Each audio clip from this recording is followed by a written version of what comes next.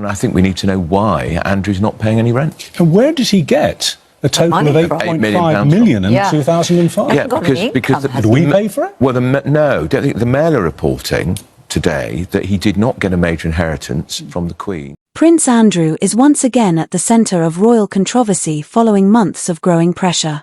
His future in the opulent Royal Lodge, a home with 30 rooms on the Windsor estate, is now in jeopardy.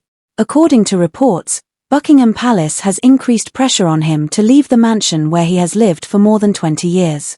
Here's the twist, though. He cannot be evicted legally. Why, therefore, is the king so intent on evicting him? And where would Sarah Ferguson and Andrew go next?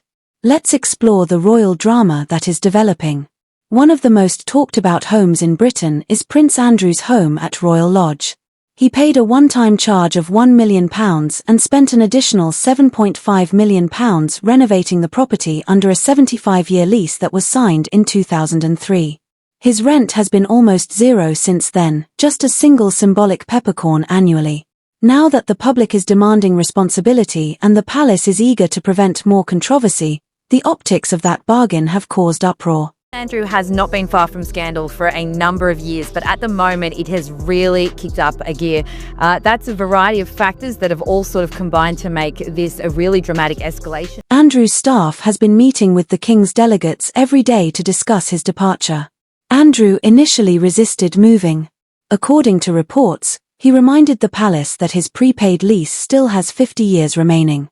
But patience is running thin behind the castle walls.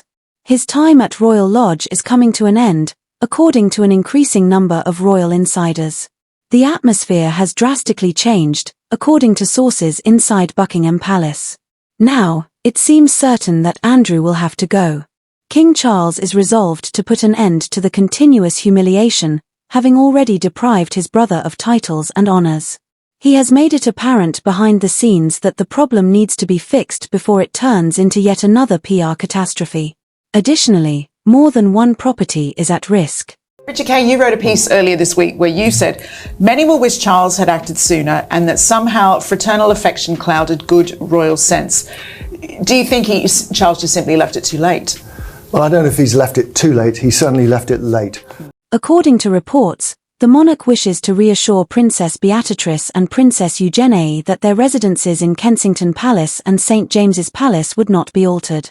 It is reported that even Prince William, who has been silently watching from the sidelines, agrees with his father's choice to resolve the issue amicably without punishing his relatives.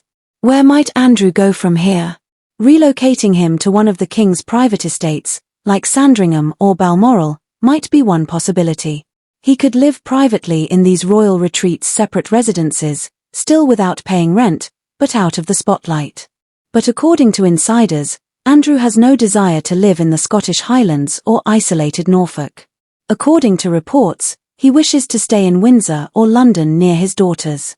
That makes matters more complicated because he would have to pay rent for any smaller house on the Windsor estate, and according to royal sources, he might not be able to afford it. William particularly is driving this. He's very unhappy about Prince Andrew, thinks he's totally damaging to the royal brand, obviously, especially when the royal family are trying to talk about early childhood, trying to talk about young people, everything that the Prince's Trust does for young people. How can we possibly have someone like Prince Andrew? There would be criticism that he is being rewarded rather than punished if he were relocated to Buckingham Palace or Windsor Castle.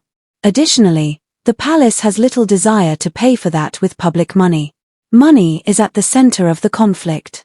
If Andrew vacates Royal Lodge before June of next year, he may be eligible for a return of almost £557,000. However, that number declines annually until 2028, when he will have no debt. According to reports, Andrew believes that is far from sufficient. He feels he should be paid much more because he put about £10 million of his own money into the property and spent millions more on maintenance. The issue is that Royal Lodge's owner, the Crown Estate, reports to the Treasury. Therefore, it is illegal to utilise taxpayer funds to save him. King Charles is reportedly holding closed-door talks with senior aides over his brother's peppercorn rent and tenancy at Windsor. Prince Andrew is facing mounting pressure to move out of his royal mansion. The King's own funds would probably have to be used directly if he were to receive more than the lease permits. Sarah Ferguson is making matters worse. Despite their decades-old divorce, she and her ex-husband still reside at Royal Lodge. Since it's still unknown if she would move in with him or choose another royal house, her presence complicates the negotiations. Ferguson has always referred to Royal Lodge as her haven, but her future there is just as uncertain if Andrew departs. According to palace insiders, the king is more concerned with getting Andrew's issue resolved than with Ferguson's. Months ago, the palace had hoped that this matter would be settled discreetly. There were even rumours that Andrew was just a few hours away from leaving. However, each time the problem appears to be nearing resolution, it stalls once again. Now that Andrew's royal banner, which was formerly a representation of his membership in the Order of the Garter, has been taken down from St. George's Chapel. Stayed round his house for the next 4 days. How does that work? We cannot be friends. I'm a member of the royal family and we will not socialise with sex offenders. I will see you at dinner. His regal privileges are obviously eroding quickly. Protecting the monarchy's image and avoiding any investigation into royal money are King Charles' top priorities. The headlines became more devastating the longer Andrew resists. Royal Lodge's own future is still unknown. It is difficult to rent out or sell privately due to its proximity to Windsor Castle. Some people think it might be used for formal royal events or turned into a home for a higher-ranking royal. The tide has swung against Andrew, though, and that much is certain. The Queen Mother used to own this building, so I assumed the money, so when she died I thought perhaps he inherited money from the Queen Mother, which would enable him to do those improvements. But he apparently had a very minor bequest from the Queen Mother, so where did the money come from?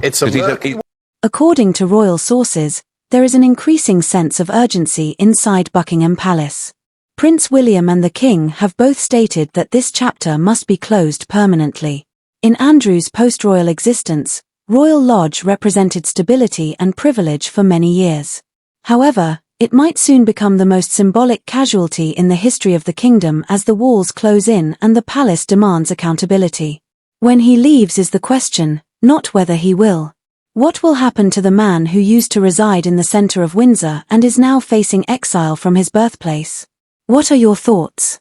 And I think there is an element, quite understandably, that of course he is not just Andrew's brother, he's also the monarch. And it's clear to me, at least, that he was always hoping that somehow Andrew himself would do the right thing. Is it time for Sarah Ferguson and Prince Andrew to leave Royal Lodge, or should they be permitted to remain there?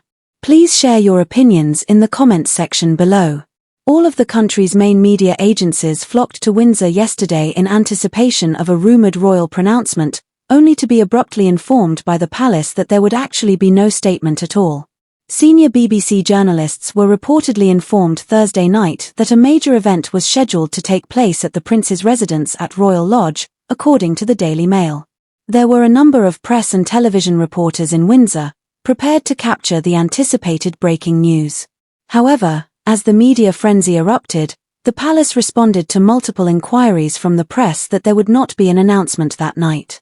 Speculation regarding the nature of the tip-off that was provided to the BBC has only increased as a result of this false alarm. Royal reporting circles are speculating about what might occur as a result of the contradictory briefings at 2 distinct times during the evening. Was there a scheduled royal announcement that was abruptly cancelled? Why, if so? Following the declaration that the Duke of York would no longer use his royal titles, there has been controversy about whether Prince Andrew and Sarah Ferguson will stay at Royal Lodge. Prince Andrew simply had to pay a peppercorn rent if asked, according to a video I posted 2 days ago that detailed the disclosed leasing agreement.